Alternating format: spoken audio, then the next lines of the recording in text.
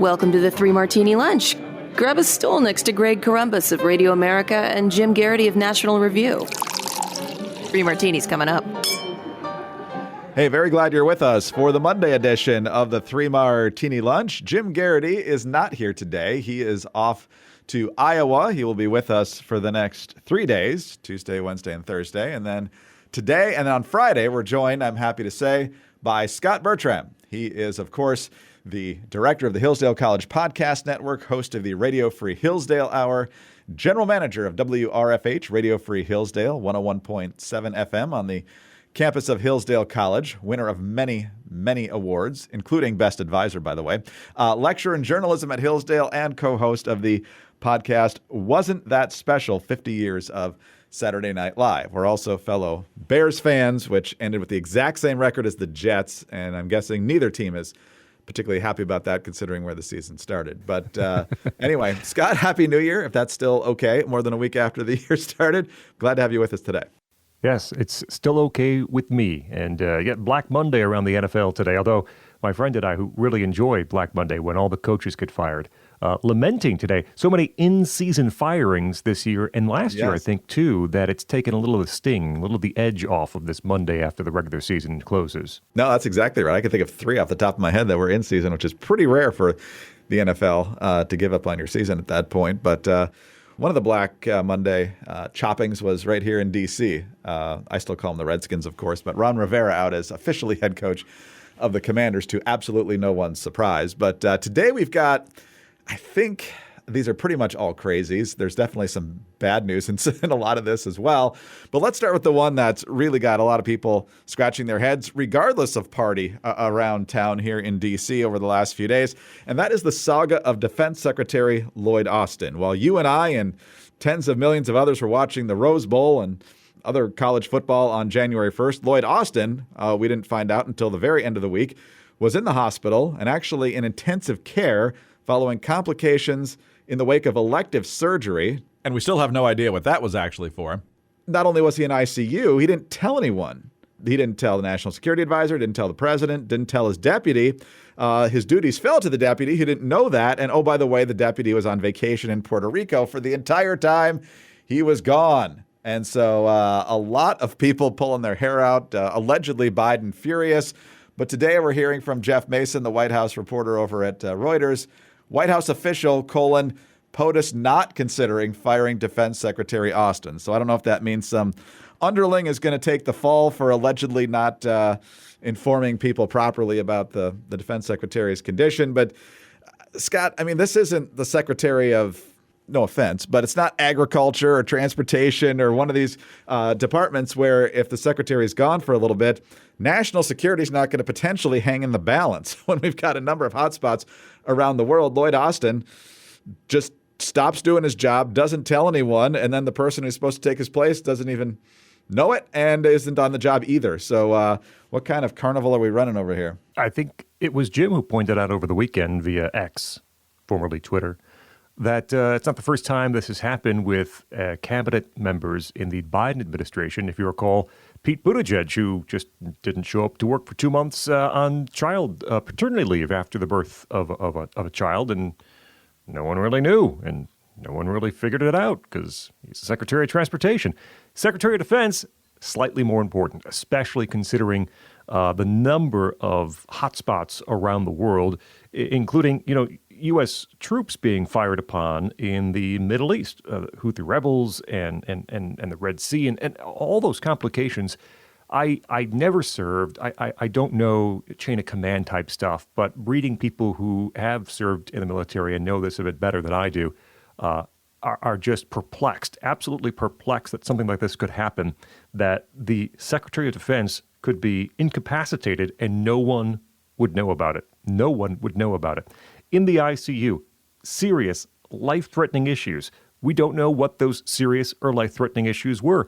We don't know, as you pointed out, even what the elective medical procedure might have been. That is all a mystery right now. And part of this goes to a flaw I'm sure we've talked about previously in the current state of journalism, which is there is a tendency or desire on behalf of the powerful to obfuscate or prevent the public from finding out information for whatever reason.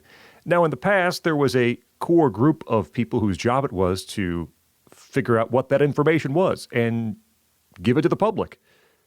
And one of the issues we have now is that group of people, journalists, largely don't care as much about that part of the job as they did previously, which is why you had to have conservative journalists at the Free Beacon work on the Harvard president case in the past few weeks, and for their efforts were, slimed by the New York Times as a conservative journal, or I don't remember what they called them, but they refused to call them journalists for doing the job of journalists. So now you have both administration officials and people in power wanting to prevent the public from finding out information, and journalists whose job it is to find that information also saying, and throwing their hands in the air and essentially saying, we can figure out what you need to know and we can figure out the important stuff, and this stuff we don't have to care about as much anymore. And that has left a hole in sort of the process of the public figuring out these things that have been happening. Now, perhaps we wouldn't have figured things out any sooner about Lloyd Austin and being not on the job and unavailable to serve in those days. But I think the consequences since then would have been different. Politico's story over the weekend essentially painted this as, Lloyd Austin, he's a tough guy. He's a tough military guy and just didn't want to bother people. So it's no big deal, which is a ridiculous way of spinning the news in the most favorable way possible for the administration. Yeah, that reminds me of when Sandy Berger stuffed classified documents in his socks. It's, that's just Sandy. Oh, what a guy. No, but I mean, you and I are not the civilian leaders of the Pentagon. But if you or I just didn't show up to work for a week and didn't tell anyone we weren't doing our job, I don't think that would go well for either of us. And so the fact that Lloyd Austin thought he could do this without checking in literally with anyone, it would seem. The fact that there's going to be no significant consequence for this outside of maybe a low-lying official in Cincinnati if they decide to punish an underling for this is just staggering. I mean, we've talked about this with other officials in this administration. What do you got to do to get fired around here? Logan Dobson tweeting a bit ago this morning, this whole administration is defined by a lack of accountability. No one's going to take any blame or responsibility for this Lloyd Austin situation, it appears. No one fired for the Afghanistan debacle. No one has been fired for the border crisis. In fact, they don't think it's a crisis whatsoever. No one fired for a failure to project what happened in Ukraine or the Israel attacks. And as Logan points out, one time a communications guy was fired for being mean to a reporter and threatening physical violence if they didn't report things nicer about Joe Biden. But he's back on the team. He's been rehired. He's tweeting this morning about how journalists are getting things wrong once again. There's no responsibility, no accountability anywhere. You literally have to steal women's luggage 3 times to get fired, or at least asked to resign in this administration. The first 2, no problem. Amazing. All right, well, let's talk about a fantastic new sponsor for the 3 Martini Lunch. It is called BioOptimizer. And look, there's a lot of good reasons for the beginning of the year to be a time where you take your health seriously. Maybe that means joining a gym and actually sticking with it, improving your diet. One of the things you can do is to make sure you have the right supplements, and that was BioOptimizers come in, and it's particularly the Magnesium Breakthrough by BioOptimizers. Why is Magnesium Breakthrough the best? Well, unlike other magnesium supplements that might be giving you 1 to 2 forms of magnesium, this contains all 7 forms of magnesium designed to help calm your mind and help you fall asleep, stay asleep, and wake up refreshed. One of my bosses here was so excited that not only are they becoming a sponsor, but that I get to try it as a result of them being a sponsor, because he swears by it, uses it all the time, says his sleep is so much better. So do yourself a favor and make Magnesium Breakthrough part of your daily routine this year so you can get the vitality you need to conquer your dreams. Go to biooptimizers.com/martini and enter the promo code martini to get 10% off any order. Again, that's biooptimizers.com/martini. biooptimizers.com/martini. All right, Scott, on to our second crazy martini, which shouldn't be crazy because anybody who has ever looked at things like this knows what the outcome's going to be. NPR. Sales of sugary drinks fell dramatically across 5 U.S. cities after they implemented taxes targeting those drinks, and those changes were sustained over time.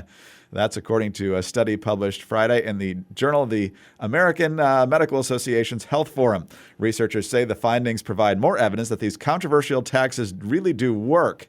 The studies cited were Philadelphia, Seattle, San Francisco, and Oakland, as well as Boulder, Colorado. Taxes range from 1 to 2 cents per ounce. And for a 2-liter bottle of soda, that comes out to between 67 cents to $1.30 extra in taxes. But the problem is they're missing the whole point here, because usually they don't just say, oh, we're slapping this tax on here. No. It's always for an altruistic cause. For example, in Philadelphia 5 years ago, they said, we need to do this because we need to fund early childhood education. So what happened is they taxed the sugary drinks. Businesses like pizza parlors and restaurants that rely on people buying those things saw massive declines. So businesses suffered as a result of it. And guess what happened with the money? Well, in Philadelphia anyway, John Stossel was tracking this at the time of the original debate, but also did a follow-up. And here's the big shock, Scott. But did the tax money, as promised, make big improvements to education? No. Turns out less than half the money went to that. Most was just dumped into the city's general fund. As often happens, Philadelphia's soda tax took money, mostly from poorer people, and gave it to politicians to spend on whatever they want. Stossel was looking at one pizza parlor in particular because it was right on the Philadelphia line. It wasn't that people were buying less sugary drinks, soda or whatever it is. They were going across the street to a different county where it was cheaper, and so it was only making the businesses in Philadelphia suffer. So businesses hurt, the money not going to where it was expected to go. Big shock. This holds true across other entities as well. There was a tobacco tax that went into effect when I was in Illinois, and they did it for altruistic reasons. Of course, it was too fun. They needed to raise a bunch of money so they could spend it on Medicare, so they could get a federal match for those dollars, something along those lines. You went back and looked after 1 year, after 2 years, and I mean, surprise, surprise, none of the revenue projections actually came close to coming true because people changed their behavior when presented with a tax hike. You point out rightfully that many of these studies show that people just simply go elsewhere to buy those sugary drinks, avoiding the tax. I would be interested to know, and this is connected but not connected. We are one of the few states here in Michigan that has a bottle deposit law. And yes. So you pay 10 cents on every bottle, whether it be plastic or can. So plastic bottles, glass bottles, cans, and you pay it at point of purchase, and then you bring it back and you get your 10 cents back. Now, I hate this law more than I hate like anything on earth, essentially. That's a story for a different day. But I am curious as to whether or not that changes behavior across the state at all. Are there fewer sugary drinks sold across Michigan because of that bottle deposit law? Does it not matter because they get it back later? I don't know. That's someone else can do the crunch the numbers on that. The other thing I would mention is, for a long time, I resisted, because they didn't taste good. You know, the zero sugar drinks or the 1-calorie drinks and the Diet Rites and the Diet Cokes, I thought they tasted just awful. My dad started doing a lot more zero sugar stuff a few years ago, and when I'm over at his house, he's like, try this. And I have recently, and I must say, whatever they're doing in, the formula land, they're getting a lot better.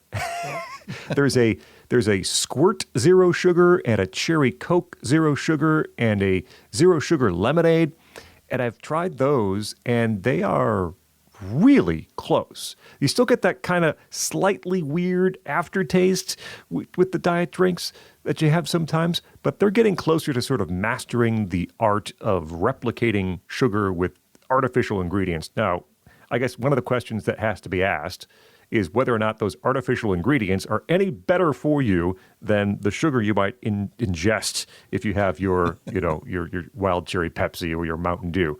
I've read many different things about that as well. No, exactly right. The fake stuff might be even worse than the sugar. But you're in an interesting spot there at Hillsdale because you're close to 2 other states.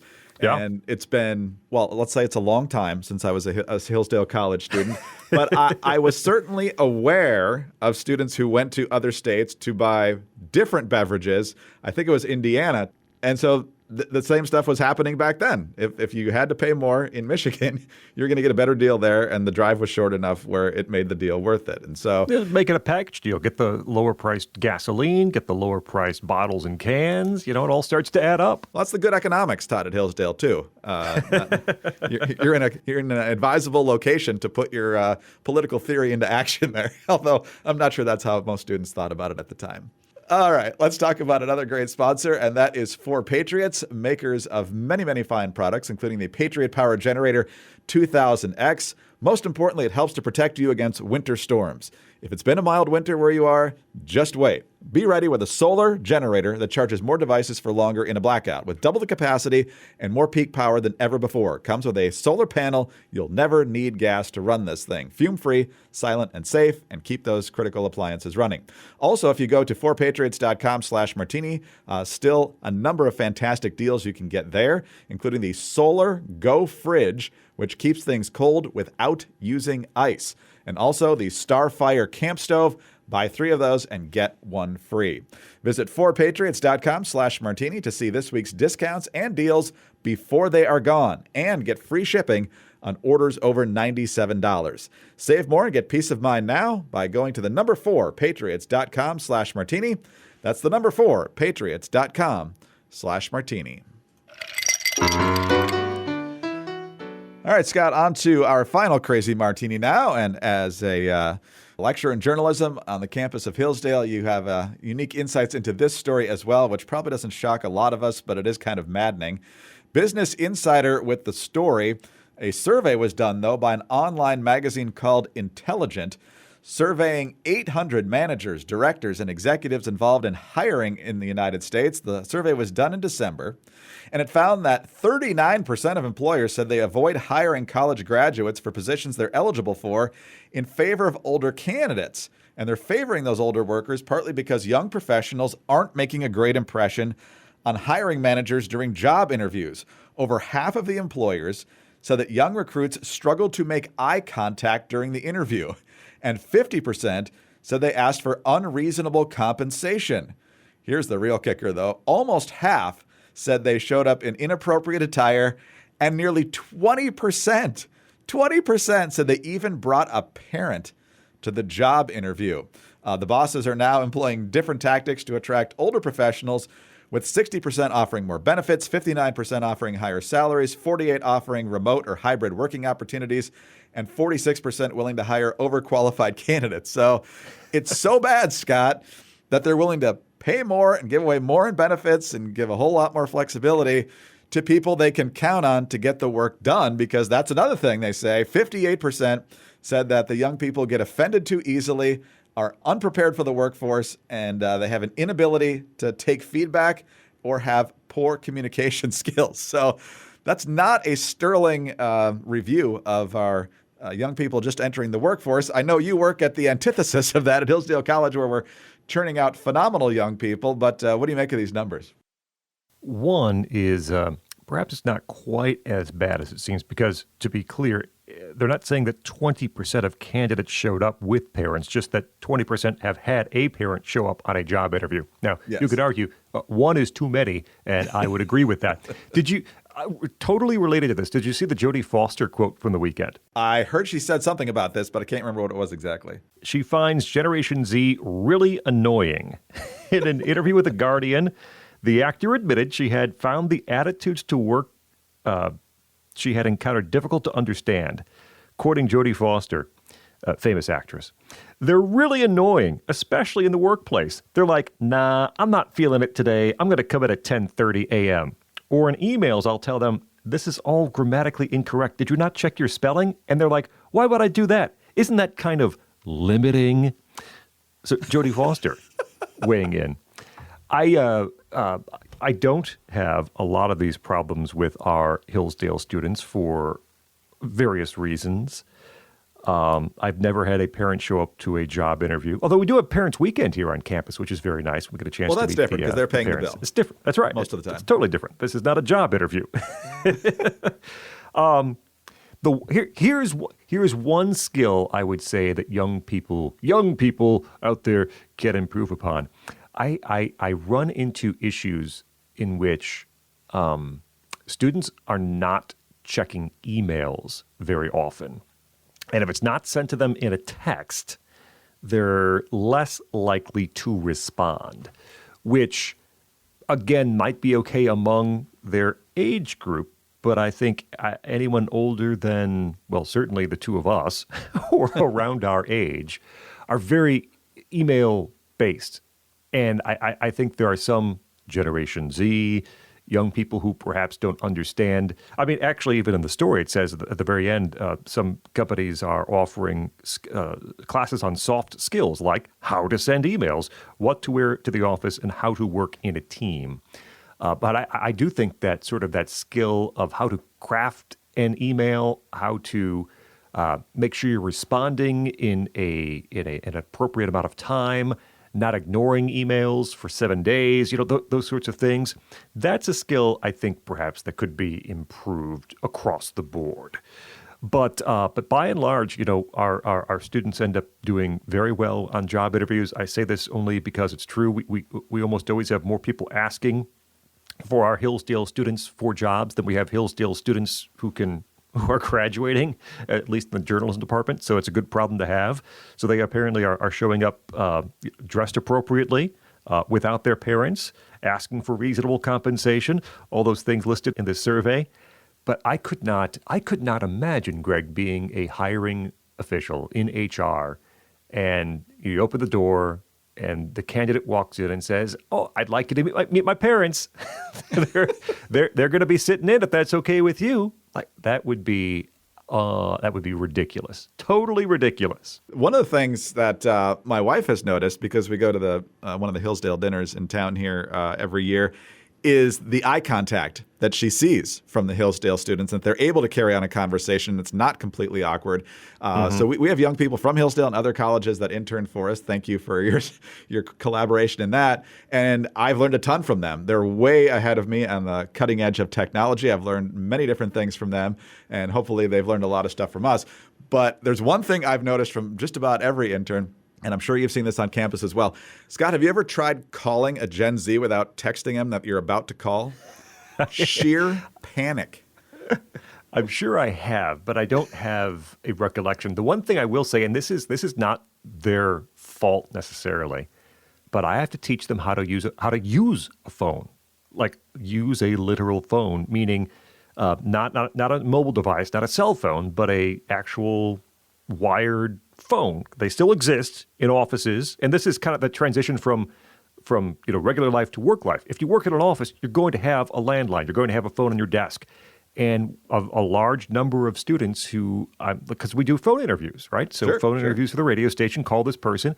And I don't mean to offend you, trigger warning. But do you know how to use a phone? And a lot of people don't. You know what the question I get is, Greg? What? Where's the send button?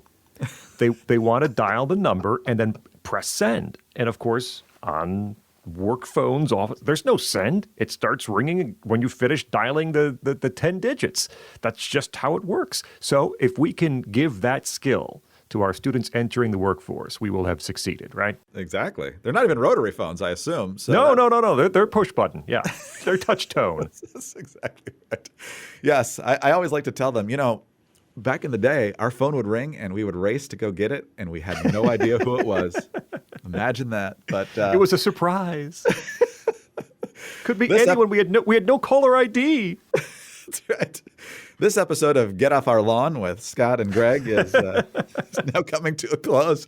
Scott, always great to have you with us. We'll see you again on Friday. Sounds good, Greg. Thanks so much. Scott Bertram of Hillsdale College, where he directs the Hillsdale College Podcast Network. He's the host of the Radio Free Hillsdale Hour, general manager of WRFH, Radio Free Hillsdale 101.7, lectures in journalism at the college as well, and he's the co-host of Wasn't That Special?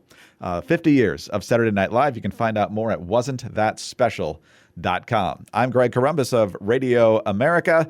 Jim should be joining us from Iowa on Tuesday. In the meantime, please subscribe to the podcast if you don't already. Tell your friends about us as well. Thanks also for your 5-star ratings and your kind reviews. Please keep those coming.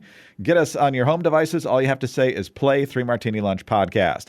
Follow us both on X as well as Jim. Scott is at Scott Bertram with just one T in Scott. Jim is at Jim Garrity, and I'm at Dateline_DC. Have a tremendous Monday. Go Blue, and see you on Tuesday for the 3 Martini Lunch.